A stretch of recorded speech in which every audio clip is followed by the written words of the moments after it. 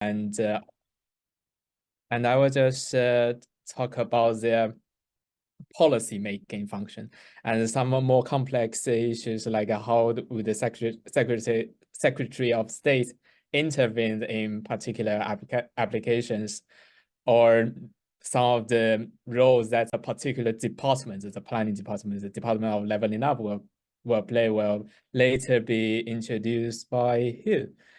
So in like, firstly, what is planning? Like, planning ensures that the right development happens in the right place at the right time, benefiting communities and the economy. It plays a critical role in identifying what development is needed and what areas needs to be protected or enhanced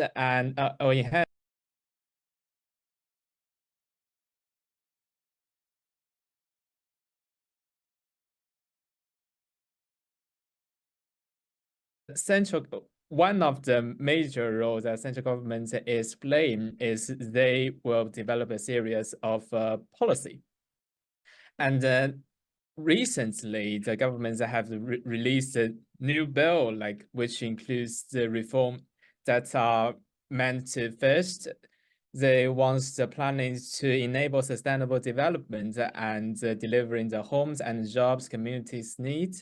And also, they want to simplify the planning system as the complexity of British system is of British planning system is well known. And they also want to enable planning decisions to be taken at the lowest possible level with the involvement of the local people. And they also want to ensure that strong protections are in place to conserve and enhance our valuable nature and the historical environment. And below the central government, there is a tier of technically sub-regional governments. And there could be the famous, the Greater London Authority, as well as some of the other combined authority, for example, the Great Manchester Combined Authority and others. And for the Greater London Authority, particular, they will provide, they will deliver a London plan. And in London, the mayor will remain responsible for producing a strategic plan, which is the London plan for London. And all of the local plan that's produced by the London boroughs needs to be in a technical language, in general conformity with the London plan. And for the local government, they will produce a local plan. And that local plan will determine planning applications and carry out enforcement against unauthorized development. And for local planning authorities, apart from making the plan itself, it will appoint planning officers to assess with the operation of the planning system. And the most minor and uncontroversial planning application, like around the 90%, will be decided directly through the planning officers, but more controversial ones will be determined by the planning committee of the planning authority. And so this is the all tiers of the planning system. And someone might ask about how could the planning systems ensure the coherency of different level, like why the London plan could be coherent with the central government and why the local plan should be coherent with the London plan and the central government. So the interesting mechanism is that we have planning inspectors. And by legislations, if a planning document is gonna to be published, they need to be examined and approved by the planning inspectors. And the planning inspectors will assess whether the spatial strategy, which is the London plan, or the local plans is sound. And to be sound means the plan shall be positively prepared, and it should be justified, and it should be effective, and it should be consistent with the national policies. So if you're examined to be not coherent with the national policies, you might fail to be approved by the planning inspectors. And the planning inspectors also will follow legislations which is called the Compulsory Purchase Act, and that act asks the planning inspectors to ensure that the spatial strategies, especially the London plans, needs to be coherent with the central government's policy as well, and the local plans needs to be coherent with the London plan. So that's the general story.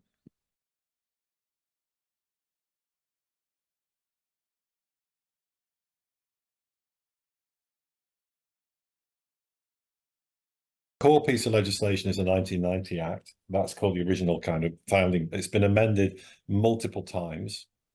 It deals with how development management, that's the process of processing planning applications, and development planning takes place.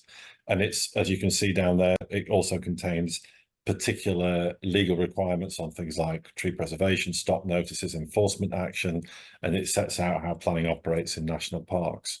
And it also sets out compulsory purchase and critically things that really matter to communities, like, for example, Section 106 agreements, which I'm sure, Deneen, you'll have a whole separate session on, but that is the mechanism that we deliver the vast majority of affordable housing in London through. So it really, really matters.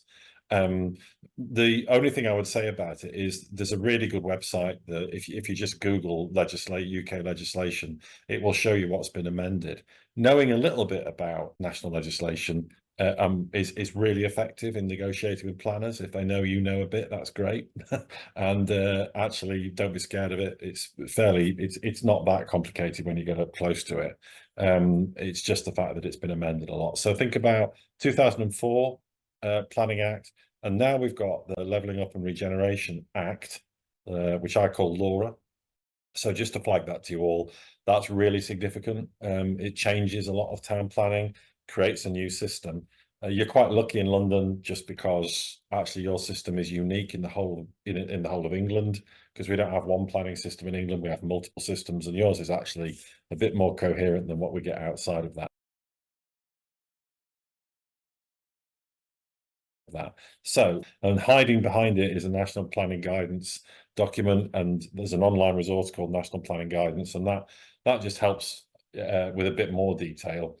And if I would say from this session tonight, if you know a bit about the NPPF, National Planning Policy Framework, and the National Planning Guidance document, that'll make your work a lot more effective, even if you just do a keyword search.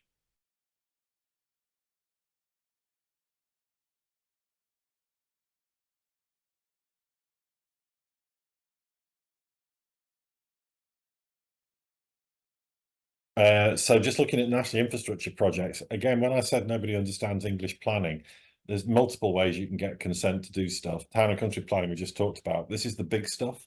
And of course, London has quite a lot of big stuff, nationally significant infrastructure projects. These are defined by law, and they've got categories. They tend to be about big, long things: energy systems, pipelines, sewage pipes, and major electricity generation. But the current government also includes things like leisure parks in it. And they're determined by a totally separate system, which local government is locked out of on the whole in any meaningful way, and which it's hard to have a say in, but still worth it, absolutely worth trying. But NSIPs are determined by national policy, which government adopts. So it's really not a local government, not a local council issue. But for London, yeah, it's particularly significant when we see big transport projects being built in this way. And it's quite a centralised system, hard to have a voice, but definitely worth trying.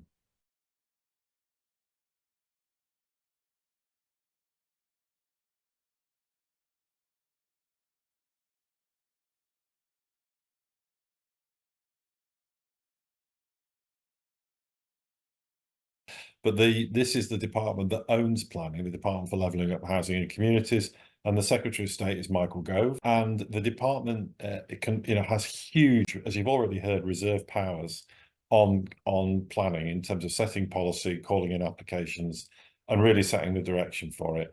And it has a pretty much broad remit for planning, housing and local government. And of course, planning sits within local government, so that's really important. And you can see there Michael Gove, Lee Rowley, who's an MP, taken a very strong deregulatory kind of view. And we've not talked about permitted development. I mean, I know we're not talking about it tonight, but what the government has done is hand to the private sector immense power over the development of London, which no one really controls anymore.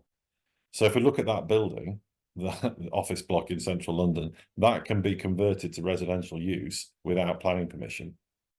And what's happening is that, you know, a tremendous amount of slum quality housing is being created in London, which is making property owners extremely wealthy, but leaving huge question marks about how people can live their lives effectively in the conditions created.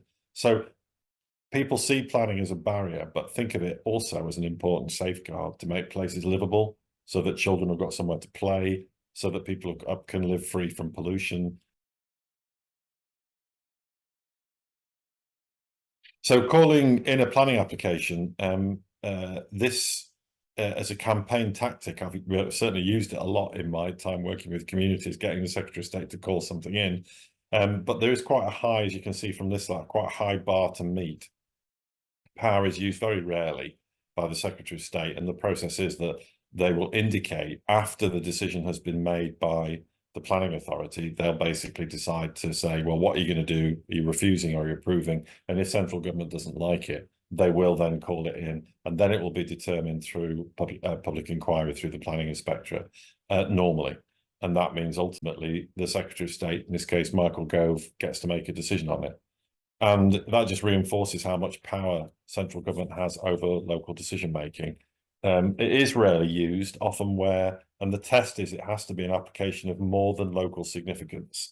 That's really the sort of bar, but that's not really defined anywhere in law, but it's got to raise really significant issues. Sometimes happens on things like flooding and flood risk. There are